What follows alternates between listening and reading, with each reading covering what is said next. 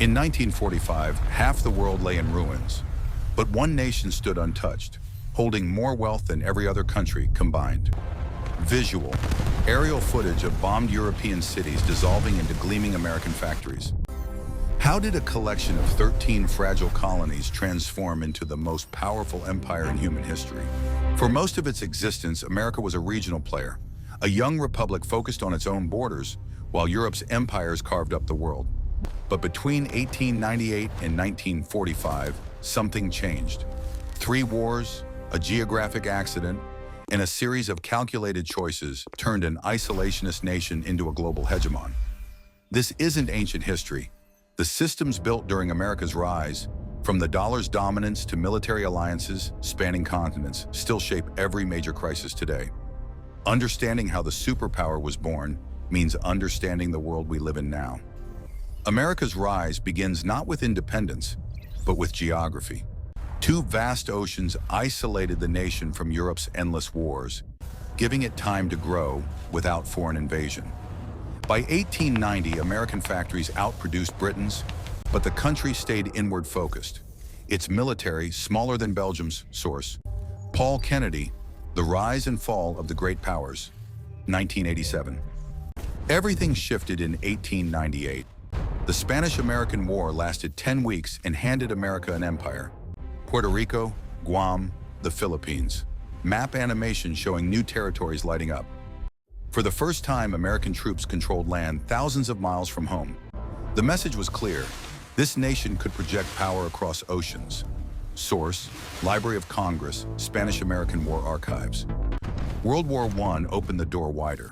While Europe bled itself dry from 1914 to 1918, American farms and factories supplied both sides, turning the nation into the world's largest creditor. Lower third, U.S. loans to allies, $10 billion, equivalent to $200 billion today. When America finally entered in 1917, it tipped the balance. But President Wilson's vision of shaping the peace failed. America retreated, but the wealth stayed. Source: U.S. Treasury Department records, 1919. What happens when one nation survives untouched while the rest destroy themselves? The Great Depression of 1929 tested America's strength, shrinking its economy by a quarter. But World War II changed everything permanently. From 1939 to 1941, America again became the arsenal of democracy, shipping weapons to Britain while staying officially neutral. Visual: Liberty ships on assembly lines, one launched every 42 hours. Pearl Harbor in December 1941 ended any illusion of isolation.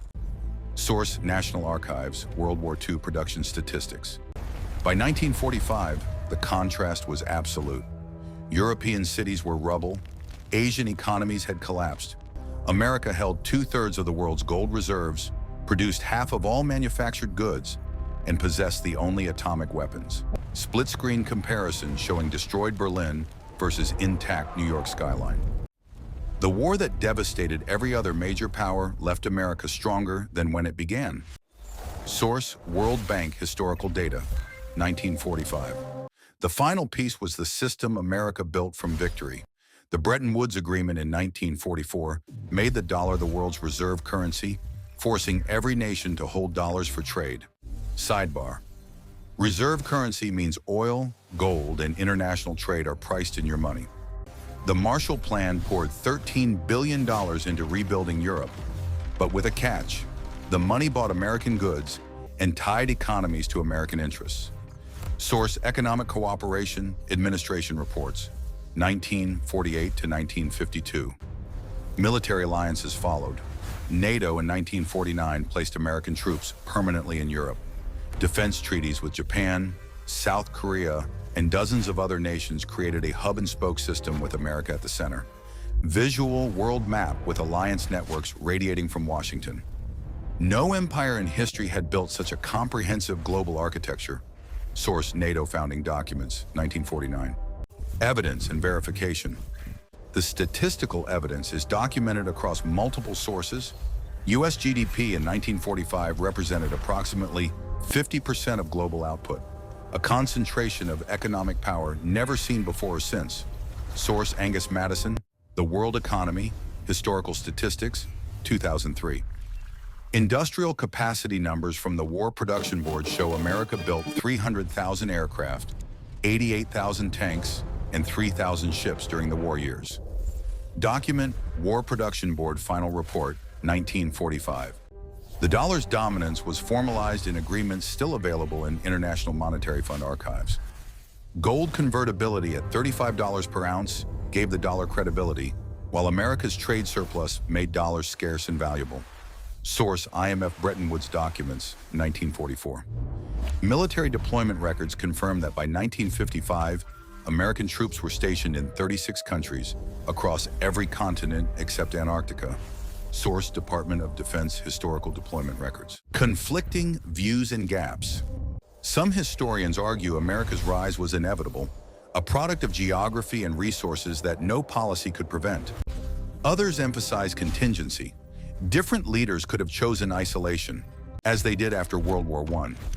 Economic historians debate whether Bretton Woods enriched America or stabilized a chaotic global system that benefited all participants. Critics, particularly in formerly colonized nations, note that American power often supported authoritarian regimes when it served Cold War interests, contradicting stated democratic values. Supporters counter that Soviet expansion posed existential threats requiring difficult compromises. The complete picture includes both the genuine idealism of Marshall Plan architects and the harsh calculations of Cold War strategists. Human impact for millions of Europeans and Asians. American power meant survival. Marshall Plan aid prevented starvation in the brutal winter of 1946 to 1947. For others, particularly in Latin America and Iran and Southeast Asia, American interventions meant coups, civil wars, and decades of instability. The human cost of superpower status was not borne equally. American citizens experienced unprecedented prosperity, with home ownership and college access reaching levels unimaginable a generation earlier. But this came with permanent military mobilization, a national security state, and foreign commitments that would eventually claim 500,000 lives in Korea and Vietnam. The benefits and burdens of empire touch different communities in vastly different ways. Expert lens. Why it matters.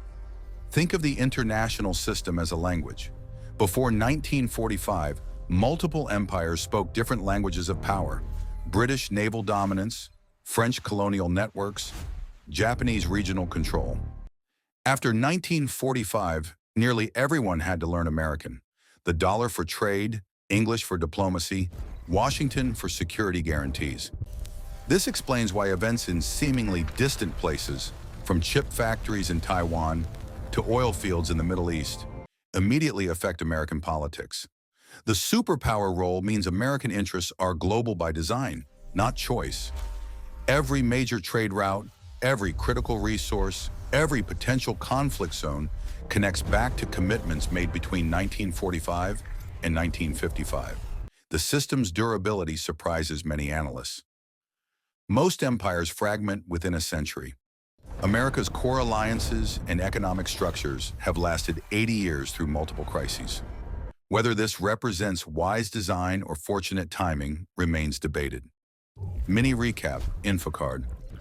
What we know, geography plus timing plus industrial capacity created opportunity.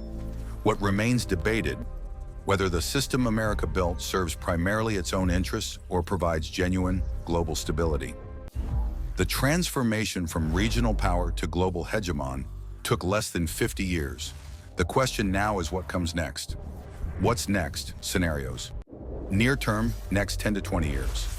America's relative economic share will continue declining as China and India grow, but military and financial dominance will likely persist. Confidence, high. The dollar's reserve status faces challenges from digital currencies and alternative payment systems, though no clear replacement exists yet. Confidence, medium. Medium term, 20 to 50 years. Climate change, technological disruption, and shifting demographics will test the alliance system's flexibility. Whether American leadership adapts or fractures depends on choices not yet made. Confidence, low. Too many variables in flux.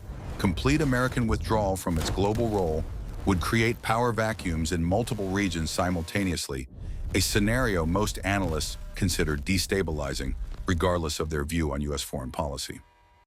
Outro and CTA. The American superpower was not inevitable, but neither was it accidental. It was built through geography, timing, industrial might, and deliberate institutional design in a unique historical moment that will not repeat. Next watch, how the Bretton Woods system shaped modern money, and exploring the financial architecture that still governs global trade 8 decades later. Source notes and disclaimer. This analysis draws on historical records from the National Archives, economic data from the World Bank and IMF, and scholarship from leading historians of American foreign policy. As with all historical interpretation, experts disagree on emphasis and causation. Information reflects consensus understanding as of December 2024 and may be updated as new research emerges.